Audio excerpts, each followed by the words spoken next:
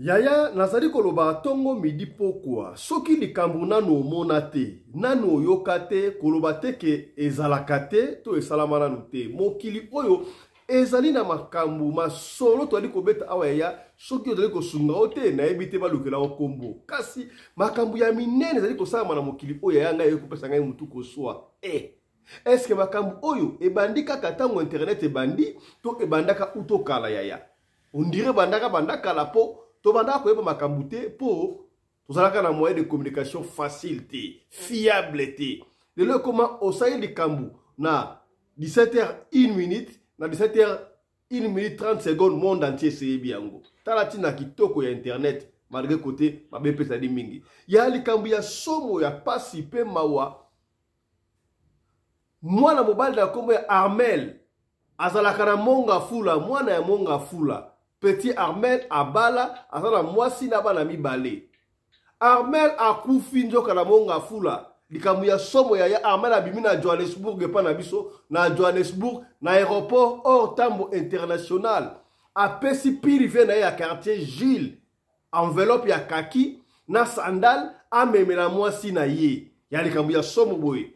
Monga fula ninga na Johannesburg ya. Yango tokobete na yo awa na tongo ya lelo. Évidemment na tongo lelo mokolo ya mercredi obomesano toko ya babongo pona bino nzambe ya loposo Dr Guylaine Le Bourgeois tokosola makambo etali bongo loposo. Mbote bandeko balandi ya radio ko télévision bisika nyonso bozwami merci na confiance pe fidélité vous allez continuer ko pesa programme oyo vous allez continuer ko pesa magazine oyo et pas wapi chaque fois vous allez ko kutana pona ko beta masolo na lobaka yango chaque fois masolo oyo biso betaka awa ezalaka parole d'évangile te que alléluia amen autre lobaka awa ezalaka non plus parole d'évangile ezalaka masolo oyo bino moko bo pesa ka biso et ko uta la famille na yo et pas camarade na yo et pas connaissance to omoni oyena ngo bo pesi biso to analyser yango to sélectionner to teli ko la mesa to beti bisolo kaka ndenge opesa ki biso évidemment to réfléchir selon notre propre pensée ozali droit ya kobenga biso papa fiston bisolo wana ezali lisolo na biso obeti yango malamu te tala mutu oyo a expliquer mabe ezalaki 1 2 3 biso to la kana sonité to kozonga pona to ya ko rectifier tala lisolo wana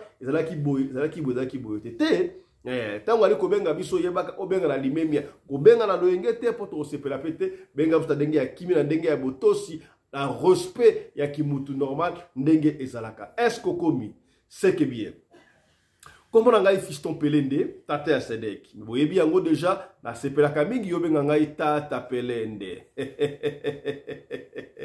voilà ekenda kande ko wana na pesi mbote mama Kabibi Kabibi loba est-ce que ozali kaka na États-Unis to aussi ozongi et pas na na mboka France bon séjour ce qui ozongi dia kitoko donc pour ozongi te bon séjour esika yo ozali na pesi mbote Papi Gen mon ami esika ozali na pesi mbote umela na pesi mbote soda poto soda mikili mon ami mbote na yo na pesi mbote Irene Masiandoki yende mama na pesi mbote diki na télévision bozali ebele tokotanga bino sonote na bosalité José Yungu depuis Nouvelle-Zélande en séjour na Kinshasa mon ami mbote na oesika yo ozwami ya na robaki yango déjà de bandela soki likambo le salamité kolobate ke ezalaka te yoka ya minene koi cette fois-ci na Johannesburg ndeko apesi lisolo ye moko ndeko Gilles allez papa fisto na lukaka yo na komi Johannesburg boye na zukutu tante ya kobenga yo to ya kosoto solo to kutana na salaki na contribution na ngai pona ba orphelin na lengaki na pesa wana maboko boye mais na zu chance te pona musala na tindi yango kotinda pona ba orphelin merci papa et komi kasi likambo e komeli ngai na mboka na bino Johannesburg papa fisto tango betaka masolo tolandaka ona mwasi na nga kutu mwasi na ode muta découvrir yo mwasi na nga pardon découvrir yo tala ka solo garçon ya betaka masolo ya solo ba histoire vraie nga pela na masolo je me suis repensé ya solo nzoka jour yango ekoki komeli ngai moko wala ndeko Gilles ali koloba na merci beaucoup ndeko Gilles cela nous va droit au cœur ma compliment au pesibiso ndeko Gilles lobi papa fiston nga nazali nyalo baka ingénieur Alors, des fois, nabana ko sala na compagnie ya ba coréen moko boye, to banaka ko bongisa, to na spécialiste na froid. Atanga pe na ista, na bongisa ba frigo, to banaka sala ba coréen moko boye, to bongisa to ba frigo mingi ya ba supermarché, ya ba libanais partout do to mesana yango. To banaka ko kende to mulib doki. Ndeko wana to ba indien wana soki pa libanais ba kotsanga doki na yebana ya kosakana te tango ndo sa ba coréen voilà ba coréen wana to bana ko kende ba PB Afrique tout le monde va ko sala mingi alors na sala siko eloko ya ngai moko na continuer un mouvement wana papa Fiston je voyage beaucoup en Afrique mais na ko sa hôtel na kana mikili ampoto te na kana Europe te na kana ba Kenya na kana ba Tanzanie na kana ba Botswana ba Brazzaville ba Gabon Afrique du Sud na ya 2 fois déjà troisième fois na nga yango na uta ekoya alors na kana obenga na ke bon sa frigo boye na ke bon sa na kana partout ndengo na voyage na kana monga fula mais ko pesa ka continue fanda kate sikoyo ezala kana pire petit na ngai moko boye bof aza pire petit na nga c'est trop dire mais azala ka mwana malamu na mona kaye asa un peu 2 avenues après biso na monga fula comme on a Armel asa petit oyope atanga pe na ista en fait asisa ki pe na ista après biso a débrouiller mike ça ba frigo pe asala mécanique do ma ndengo ma débrouiller moi mike ça va sogra na musala et que ça mwa makasi na benga kaye aye aidenga toke to bongsa ba frigo bisike bele na abdo na lo bakoloka pire petit na ngana lo baka ndengo parce que madame na ngape aye baki. Alors qu'est-ce qui se passait papa Fiston 2 semaines passées awa na zoki contrat moko na Zambie. Na Zambie fela ke bon sa ba frigo moko na supermarché moko na Zambie. To soleil pra petit na se petit non ke Zambie la bon frigo boy ya ba avion même ngata ko même comme non yo sala passeport so sali passeport à tout moment la ko même yo. Petit à côté ça peut passeport. Parce que petit mo malam pe na Armel wala. À côté ça passeport c'est la radaye bima zo bima pété. Je crois que c'est bien déjà maintenant il pété. Tant la commune à Zambie papa Fiston, la banque se peut frigo et si les nzoka supermarché aux à Zambie ba en extension mususu na Afrique du Sud. Na province obenga Mpumalanga. Bana Mpumalanga mbote na bino. Bana Mpumalanga mbote na bino na Mpumalanga. Na koma pe na Afrique du Sud, na kena na Mpumalanga na bongisa ba frigo na juste voilà ça va. Alors, c'était province là une semaine. Ça une semaine na Zambie, na ok d'Afrique du Sud, na sali une semaine, ça le coup la 2 semaines. On a essayé moi si na musala une semaine kaka libanda. Ça dit que na sali 2 semaines. Alors, dans l'Afrique du Sud, grand pays, grand monde, dans la comme l'Afrique du Sud, na sali pesili, na sali moi quelques temps. Donc une semaine na musala, na ma 3 jours mo boye na visiter pe mbo ka Afrique du Sud de la ça le coup là, na sali le coup là 2 semaines na moi 3 jours moko libanda. Alors, tant on a bandi ko zonga na visite pe Yoville, na komaki na Yoville, bon na komaki biseka to ba congolais mais chance pene ya ko benga yo ezala kité. Na tout ni kutu, ba to mstaya ba kion, est-ce que boye papa Fiston, to ebi tata pelende to ebi mais na ko mono ya bioka. Papa Fiston mono na raté abi. Mutalo mono ya web. Mono na raté? Tout mono na raté. Ce qui est rare coûte cher. Tout le monde en a comme on n'a pas batté. Mais si tu veux nous voir, tu nous vois à la télé ou bien au Bengibiso, on a un moment porté. Donc, tout le monde n'a pas batté. En tout cas, pas Fiston, mais sinon, on a caroté. Bah, tout le monde se la Johannesburg, voilà. Bah, ça, on a la télé, on a raboté. Na bien, ça rendait moi. Na zone, bah, Fiston, na zone bagage d'agra, na comme na aéroport. Parce que, na zone, il y a une fois, 2 fois, 3e fois, na yebi taxi, na nga, je suis dans l'hôtel, et tu dans l'aéroport. Si on a comme qui avant, na sali checking nanga bagage côté na somble ya bana mwa biloko lokola na petit nanga wana pe na somble ke mwa ketch moko boye na polo na côté ba valise côté nga la fadi siko mwa libanda na wumba kitio za aéroport wana na Ortambo International Airport na Ozela air nanga koka na kota na ngai na kende papa Fiston vol faira kende ezaki vol ya butu Zaki faut les boutou ba vol moko ya ba 4 heures moko boye so ba 3 so ba 4 ya boutou en tout cas. ya butu na koma ki ba 22h 23h la commune na zaidi moi café ka na malili de sous malili be pas fiche na bia ya oza ndingo malili ya kosa ya sokozo ya Afrique du Sud mikolo malili moko za ya kana mantos note mawa na Cape Town de suka malili likola ngombulu yebeta beta mikolo somo na Cape Town ande kwa Cape Town mbote na bino tozo ya na Cape Town voilà papa fiche na faina bambo mbala moko na mona petit arme na wakabata benganga Vieux oh, là, boy, petit nanga Armel. Oh. Armel, bon, ça, il faut avouer, quand on a dit ça, papa Fisto, la salle qui au moins, à t'avoir un mois, mon boy, na mon Armel, t'es passé na travailler chaque fois. Ceux qui m'ont dit ça, ils belent na benga mais avant de voyager, un mois, on a quitté, mais na quatre un mois, on a parlé 2 fois au téléphone. 2 fois au téléphone. Bon, ngala keinanga. Vieux Gilles, oh, attends, Armel, oh, Armel, comment tu vas? Oui, ça va bien, oh, Armel, yo comme en Afrique du Sud, habité fait na qui coopération moroboye, ma main appelle, on s'en a rambo, ben on s'en a raison à la fin de l'année, la raison à la fin de l'année, alors, na benga qui mère, elle sait qu'on est en Afrique du Sud, yangoana, na ye en tout cas, enveloppe oyo, moi mna bambongo, na zui awa, enveloppe à kaki papa fisto. Ça veut pas kaki na sandal non anniversaire à moi snangai et ça mois prochain sandal ou asenga yango yo za mutu ya sur au ko bemela yango na moi ba sapata bana mibali ah moi coller mutu ko na enveloppe yango bi est-ce que vieux ko bemela nga mais avec plaisir ata yo moko pena na ko boy armé avec snangai ça va siko Jules me dit papa fiston oh na ko baki na boule lokola na tuna ye Armel mais na fait que au milieu de boendeni oso fanda wapi nga salaka awa bon na tuna ye mais na comprendre que ne esunanga e bunga ki na tuna ki bi Armel avait l'air trop pressé.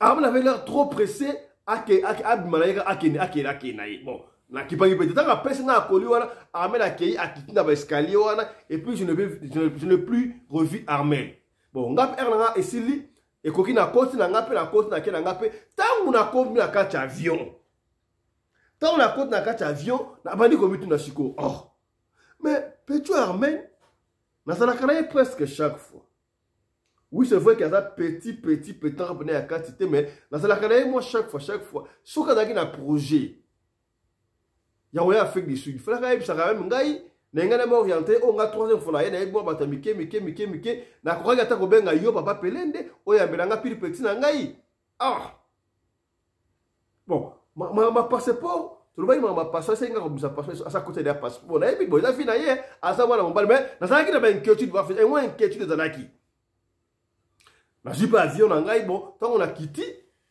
pe na njili moi c'est pas esunga to ke na so pe na parler na comme pe na parler na comme pe na parler oui ça va na comme na parler moi mulungi traka mulunga gisa sawana na malili na otu yoka na côte na se débarbier na komba ki na ba 7h na lalimo mukie na la muki na sokoli na lié tango ba 12h de koki na simba pesa na valise na ngawana ana tant na fungoli valise na moni ba mboko makolia petit nanga Armel na enveloppe na ka ki na psi mo sinanga oui mutu na kutana na ina Afrique du Sud ay beaucoup na nani abi moi sinanga tiki ngana loba na silisa abi oh petit nanga ona o to bongsa ba frigo so na ba coopération be la petit Armel petit ana petit ça faux petit mais encourager hein petit ana moi en Afrique du Sud donc moi ça mukena moni o petit ana so na projet en Afrique du Sud ay singate na moi en Afrique du Sud kutu abi ajuma cop mo be a osala cop wala tina fin de l'année et puis azonga kutu atindeli moi sinaye enveloppe akaki na ebiti ya combien na 4 na ebiti ya combien na 4 mais na moi ba sapata yo anniversaire moi c'est ça so mois prochain atindi yango na moi sapata ba na mibali oyo madame atulinga Armel o wat oh kasi petit nga Armel bon ça va frigo ah ça na istawana oh Armel a habité Armel a autour kufa ça fait ce qui 10 jours passés 10 jours passés je crois dans avec quand yo kei karaboye je crois 3 jours ou 4 jours Armel a piqué qui crise à la moralité ba bien ça y crise cardiaque akufi na pongi ndengo wana ya keba na bato baba akufi na crise cardiaque o ala mukita kufina esa ba liwa na ba liwa mala muté o mutalala ki ala mukita te mutu normal soko alali il faut ala muka te almen alala ki ala mukita ke malaise akufi parce ba kunda écoute oh abiti ko lobe ngana moni petit Armel yem ta pesinga biloko oyo ako sate abina yesi Armel akufa ke abi ah c'est pas possible nga il faut la ke de kuna ay va vite na ki la chair de poule sous qui a muté telemi ay mais c'est quoi ça akufi akufa ça fait des suki donc 3 jours après départ na abina moni petit na Johannesburg na ba 0 heure à peu près ba 23 donc 0 heure na fa la ki ba 2 heures. Na fani la kiti aéroport ya Johannesburg aye to solo li mais il était un peu pressé a pesinga biloko o na enveloppe oyo. Ay papa je te dis que Armel a kufaki déjà. Ça va to ke ndika na mwasi na. Papa visto na zo kutu mutu kate. Na suka akoliwa na boye makolo ngala mwasi na ngai to ke ite za veni to koma na kota le pango sika Armel na ko futela. Oui pesaki eza le pango moi 2 3 portes. Na moni pena attention à mon matanga ko mais ça c'est quoi ça bon tanga matanga ici ba 2 semaines ba keke mais ozomona moi attention à mon matanga ezali surtout na kota lupango ba tu ba yebi ke nga na pile petit na pardon na pile via ya Gilles ba kasi lokola na uti libanda na voyage trop na yesikoyo ko consoler moi c'est na quoi tangu na koti sikoyo nanda kube mbana moko na moni mwasi ya petit nanga Armel abandi kolela papa Gilles abana kufi asani oh mais mama zana okimia et personne n'a ce de pour Armel a kufi ndenge nini c'est ainsi que ba expliquer na Armel kufa mais mambolo bangala omo nango et comme le rôle c'est de la folie pour Armel ngala kutana Armel na l'aéroport aye bisinga vie na en Afrique du Sud awa na ju coopération na Johannesburg je précise na ju coopération mon awa na kosa la 10 décembre pour na zonga le coup l'anniversaire à moi c'est un mois prochain anniversaire à mois prochain n'est-ce pas maman na juillet n'est-ce pas atine lio sandal oyo abi o senga ki sandal abi oui na senga ki na za sombela sandal pour l'anniversaire nanga na robe ne soit ce qu'on a bien enveloppe oyo apesi abino ozwandambu mususu pona mbongo ndaku ya 6 mois ofuta mbongo ndaku ya 6 mois et puis mbongo mususu ma robe na bloka bana yango apesi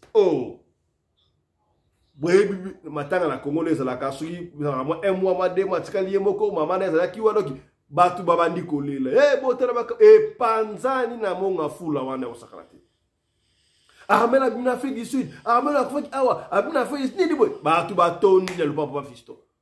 Si vous voulez que ça Armel a koufi, nga ça va on a autour ça Armel a fait du Sud. Bah on dit maté preuve que a colon na yaki na ngwana. Papa fisto na konta pe mbongo wana tiso comme na pesa ya exactement musunya na pesa vraiment pakaki na tiki wana elekela nga ya kosakana te. Na yeko ndima tango lobaka masolo obetaka ezaka era moko ya solo. E komelinga imoko Gilles.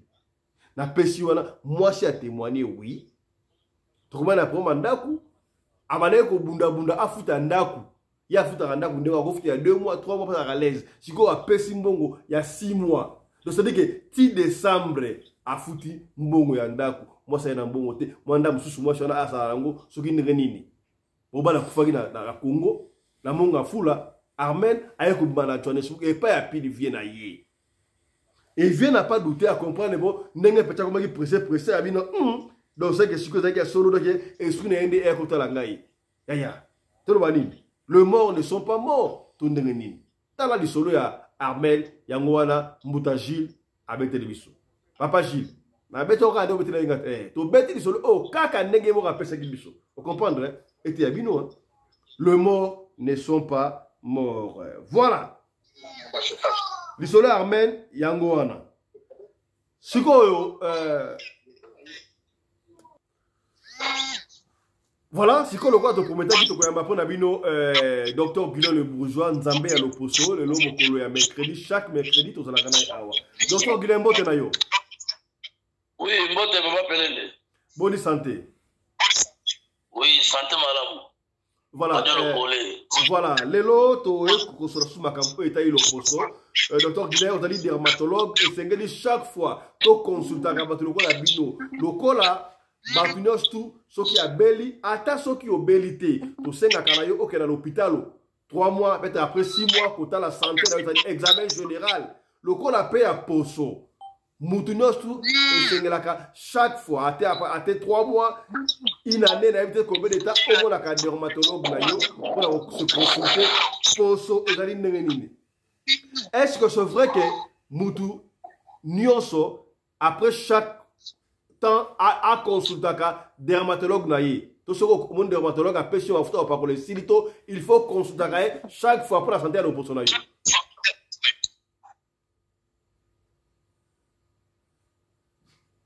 Docteur.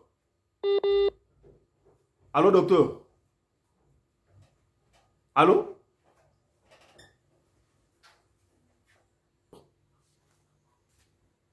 Oui, merci pour m'appeler les consultations, il y a dermatologue et ça la permanent. À chaque fois, ma foute dans le style, le ma foute à sika, il faut toujours en contact, il y a dermatologue. Il faut toujours en contact, il y a dermatologue. On a toujours en contact avec dermatologue. Pour dermatologue, il y a une mutazari pour la suivi. Aujourd'hui, ma foute est sili, savon sili, bilo sili, il faut bien un dermatologue nayo. On peut ça rapport wana n'a pas fait aux hommes. C'est normal. On peut évoluer sans consulter, mais à cas il y a anomalie, il faut toujours en contact. Il y a des dermatologues, parce que c'est très important. Voilà, docteur Guilherme. Docteur Guilherme, on a tout ça, ce qui a tchoko, si a télé, on a mis 600 à vert, et m'a dit qu'on a la poso. Ce qui me sent vert, m'a dit qu'on a la poso. Et comme il est trop tard pour naïe, poso aussi est baby, to ogogo bongi sayango. Na otia ko mwana dernièrement image mo releki, na moni de ko na boy, na ndeko wana moni awa. Bisika oyo ya makiki ndeko wana na monie e na bapota e bandi kozoka. Donc tango lobaka tango yo lobaka poso e baby e poli baluvamba lote poso e poli ndengo wana e ça na niveau wana et puis c'est kaso ki buto ça va dire kozoka ba poso ba pote va dire ko awa po apakoli trop couche sili o sera capable ya kozongisa yango docteur. Bon, voilà, je crois que les docteurs Guilherme, les bourgeois, ont un problème. Il y a connexion, Moukoulelilo, et le Koumou Koufité.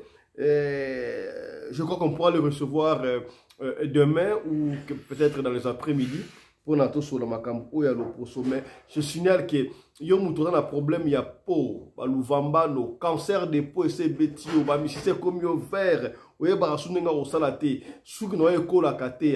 Donc, Luka moyen au Bengabongo, docteur Guilherme le Bourgeois, pour na Asungayo, non, pour on ne sait plus quoi faire. Docteur Guilherme, je crois, au sein de la problème à connexion, on ne pourra pas continuer l'émission comme ça. Quand tu as moi l'émission, on ne peut pas continuer. Est-ce qu'on assure que tu pourras continuer ou bien on peut arrêter l'émission par ici?